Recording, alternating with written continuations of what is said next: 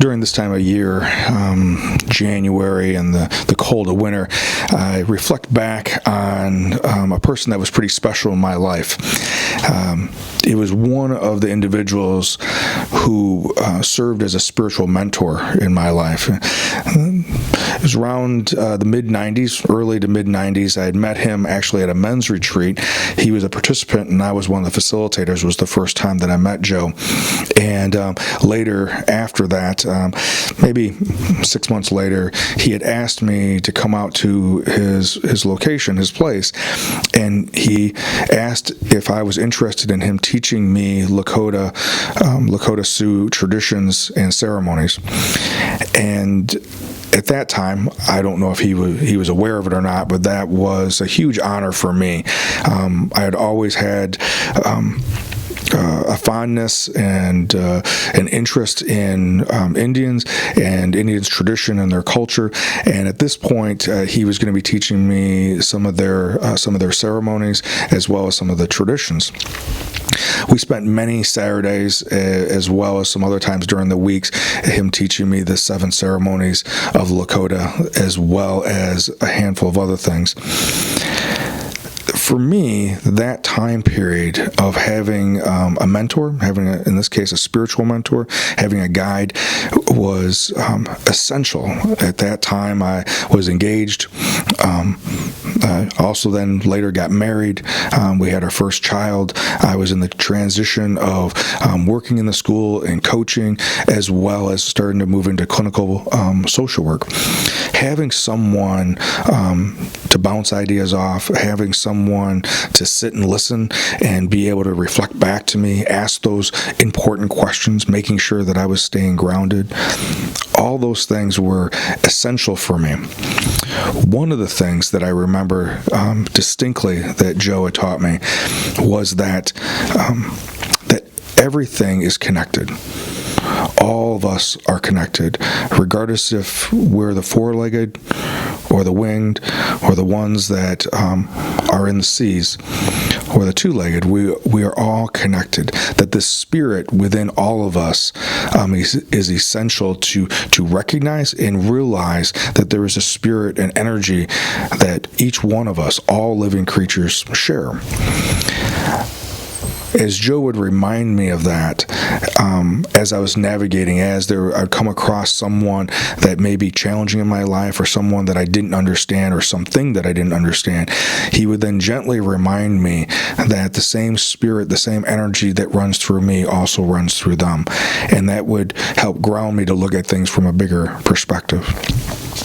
Just recently, I was reading a section of the book Stillness is the Key by Ryan Holiday, and I want to read this section to you. By Seneca. All that you behold, that which compares both God and man, is one. We are the parts of one great body.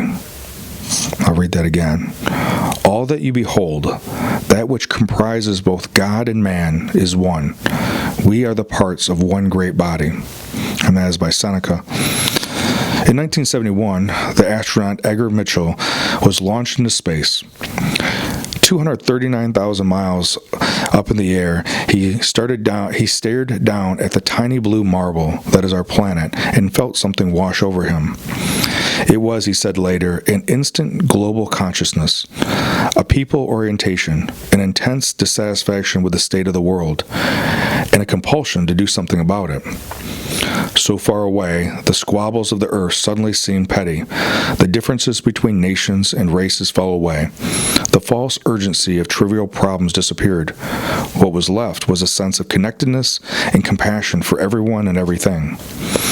All Mitchell can think of when he looked at the planet from the quiet, weightless cabin of a spaceship was grabbing every selfish politicians by the neck and pulling them up to this point and say, "Look at that, you son of a bitch." Not that he was angry. On the contrary, he was the calmest and most serene he'd ever been. He wanted them, the leaders, the people who are supposed to work on the behalf of their fellow citizens, to have the same realization he was having, the realization that we are all one. that we're all in this together, and that this fact is the only thing that truly matters. The Christian word for this term is agape. It is the ecstasy of love from a higher power. It is the sheer luck and good fortune of being made in that image. If you've ever seen the statue of St. Teresa, you get a sense of this feeling in the physical form.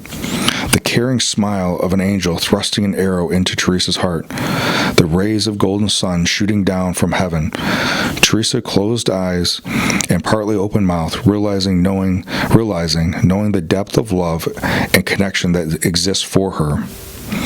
Whether it comes from the perspective of space, a religious epiphany, or the silence of meditation, the understanding that we are all connected, that we're all one, is a transformative experience.